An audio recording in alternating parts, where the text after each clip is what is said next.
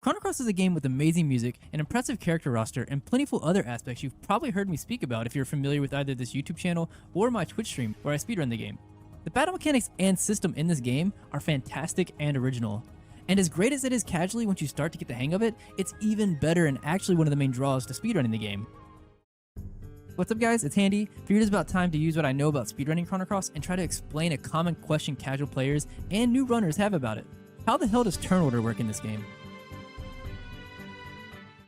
I think first off, I want to try and explain how this video is going to be split up. I'm going to try and split this video into two major sections. A starting section that kind of explains the turn order system in simple terms and avoids explaining things that could maybe be used to unnecessarily exploit the game to gain an advantage like speedrunners do, so that if you're someone who just wants a basic idea of how it works without taking away any of the mystique of the game, you can kind of have that. Then, following, I'll give a more in-depth explanation from formulas we know from looking into the code. This section will get a little bit more complex as it is things that the game doesn't expect you to know, nor do you even really need to know, but it is interesting if you like understanding games at a deeper level. If you are someone who fits into this category, you will still need to watch both sections as the basic section will still cover the introductory aspects to this section. To start off, if you're someone who's used to a lot of ATB style turn systems in RPGs, then Chrono Cross will be noticeably different. Where ATB or active time battle systems usually kind of have some kind of on-screen bar that fills up based on some speed stat or something similar to indicate when it is the player's turn, Chrono Cross has no noticeable indicator of the sort.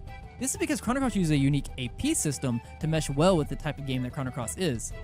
AP in this scenario means action point. During a player's turn, they can use all of the actions listed on screen: a regular attack of a 1, 2, or 3, an element, or a defend. These all have action point values tied to them. Regular attacks are easy to remember because a 1 costs 1 AP, a 2 costs 2 AP, and guess what? A 3 costs 3 AP. This is also easy to remember because it matches the same amount of stamina that it drains. The other two are where it might actually initially confuse a player, because when you use an element, you'll notice that it drains 7 stamina from whatever stamina a player currently has. However, where the confusion is introduced is that an element actually still only costs 1 AP. This difference is actually a good place for us to introduce a couple of tools that we can use to show this. Pause, editing handy here. Before we get on to the BizHawk explanation, I do kind of want to explain a little bit of the difference between stamina and AP, as that's not been explained in the video thus far. Basically, stamina is the amount of things that a character in your party can do before they need to be refreshed by other means. AP is the amount of things your whole party can do before the enemy takes their turn. This will actually be showcased in the BizHawk explanation coming up, but I do want to clarify in case there was any confusion. Let's actually do a brief explanation of the applications I have on screen. Here, I'm using the emulator BizHawk. In BizHawk, there's a tool called RamWatch, and what RamWatch allows us to do is find memory values the game is using to function. I won't go into detail about how to use RamWatch to find specific values, as it's kind of outside the scope here, but here you'll notice that we have the value for the enemy's AP. When I do a 1, 2, or 3, you'll notice that the AP listed goes down that much. Additionally, you'll notice that when it reaches 0, the enemy takes its turn. So back to how we got here. Watch when I use an element. 7 stamina gets drained, but only 1 AP gets drained. So you can kind of think of elements as being fast in terms of battle order, but stamina expensive. With that out of the way, let's finally touch on the last action you can take during a turn: defending. Defending only costs 1 AP, but also gives 1 stamina. The only other thing I'll add about defending is that if everyone alive in your party is defending all at the same time, it will pass your turn. Nice, we now know what a player can do in a turn, and how an enemy knows when it's its turn to go. Now, let's talk about two different scenarios regarding what AP value an enemy is at any point during the fight to decide how much a player gets to do in a turn before the enemy goes. Scenario 1, the opening turn. And Scenario 2, a regular, non-opening turn. So, surprisingly, we're going to start with Scenario 2, as it'll make the explanation make more sense, I think. So as you saw with RamWatch, an enemy has a set value that they're at that counts down to 0, then they go. What determines that value?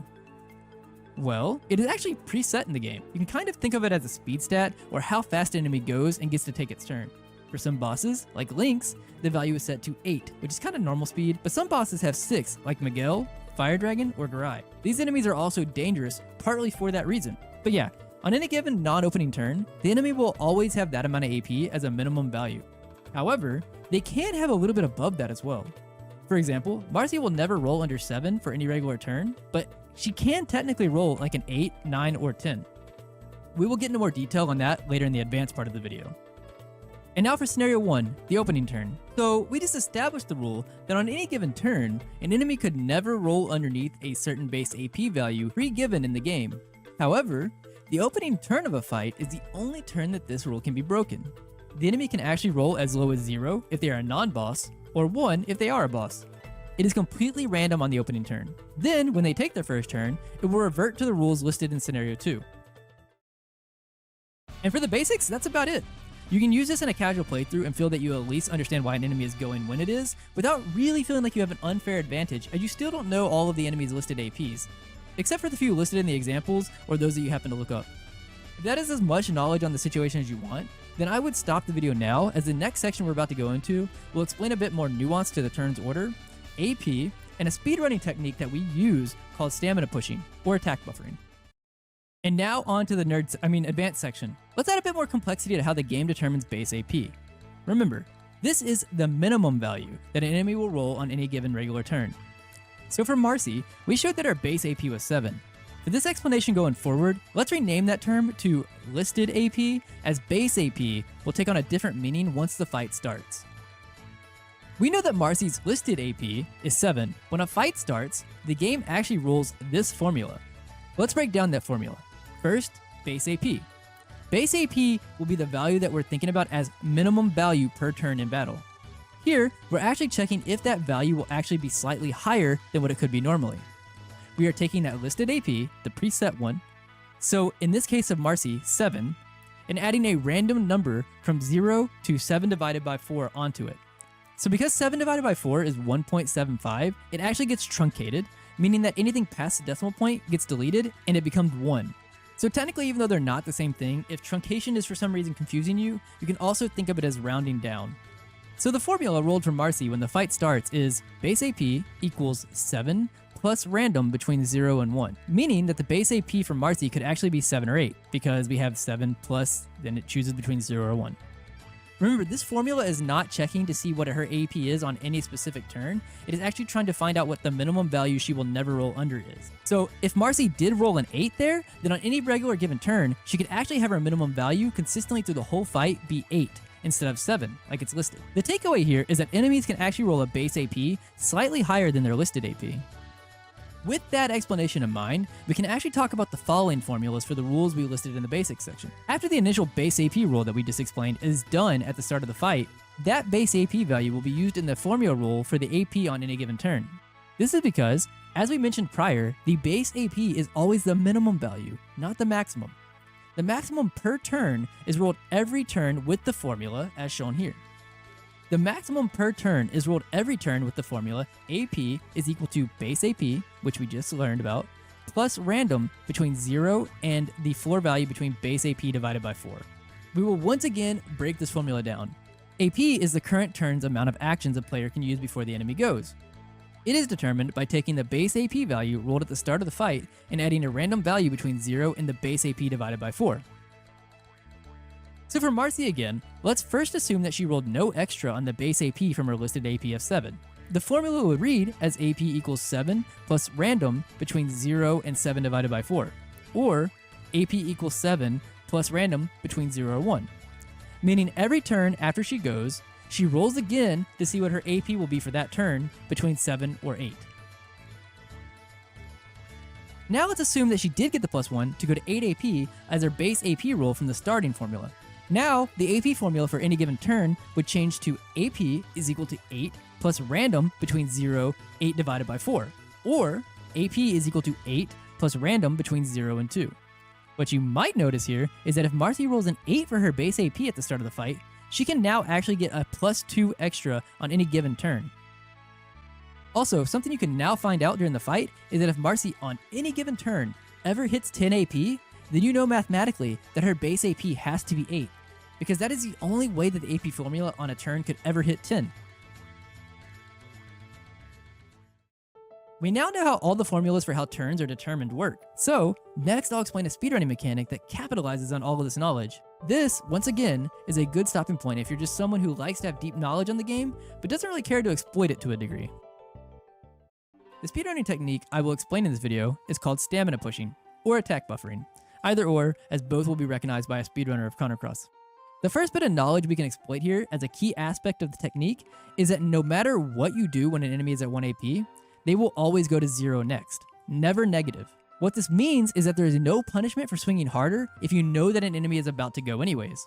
So instead of using like an element, defending, or a 1 when the enemy is at 1 AP, you can actually just swing at 3. This has the highest damage attached to it and refreshes your other party members the most. The next thing we need to discuss about this technique is about how the game handles attacks.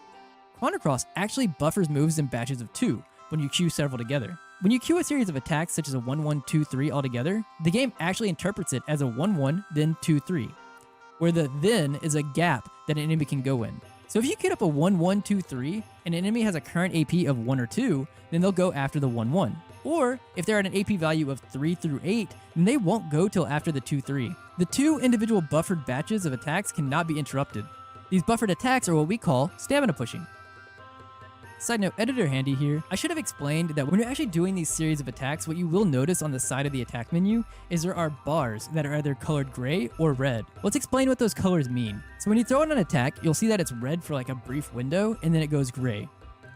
What that actually means is that's when it is active. So if you do a 1 and it goes gray and you do another 1, those two moves are not buffered together.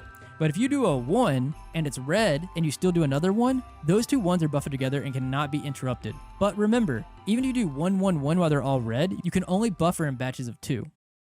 So the way that stamina pushing and all of this really gets abused is in combination with the AP knowledge that we explained prior in this video. Because we can assume the minimum value that an enemy can roll in any given turn, and we already discussed that enemies don't roll below 0, meaning that there is no punishment for throwing out a 3 right before they go, and that we can buffer 2 moves together uninterruptible, we can now see why speedrunners in most cases end turns with spamming 3-3. It's the most amount of damage potential we can do at the end of a turn, and it refreshes 6 whole stamina to everyone else in the party. And that's about it. I've avoided kind of making this tutorial for a while because even though I think once you understand it, it's actually not that bad to put everything together, it can be kind of hard to explain to people because of how all the things mesh together, all the different mechanics and things like that. But special thanks to the CC speedrunning community for helping me learn these mechanics over the years, and a special thank you to aka_Azala for being the person in the community to do a deep dive a couple years ago to create the document where all of our current knowledge of AP stems from. I'll list that original document in the description, you should go check it out. If anybody wants to bookmark it or take a look at it, you should. To end off, I'm just going to plug a small bit. I'm currently routinely active and live over on twitch.tv/superhandy and this YouTube channel, chasing world record again for Chrono Cross Radical Dreamers Edition. If you'd like to see more of this type of content or content like it, follow me over on Twitch and subscribe to this channel.